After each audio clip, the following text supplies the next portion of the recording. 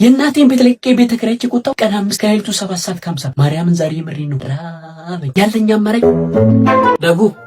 ደቤ ሽሮ ከኔ በርበሬና ዘይት ካንተ ሽሮ ፈትፍተን እንብላ። እሺ ማርያም ደቤ ጌቢን ሰገድኩኝ።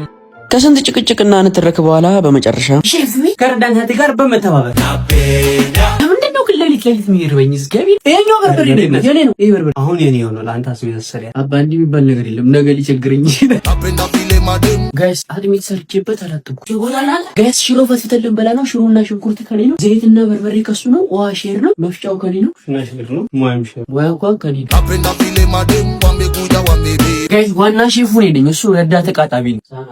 ይሄ ቆሎ ሽሮ መፈትፈቻ ነው። ኬንያንሳ ዋና ሼፍ እግዚአብሔርን ይበል ወይ ሰምተው ኮሽ ደግመ ይኪባምባ ሳና ባሲ ፑሊቶ ዳክተር ሞም ቲቸር ጉድ ኢቭኒንግ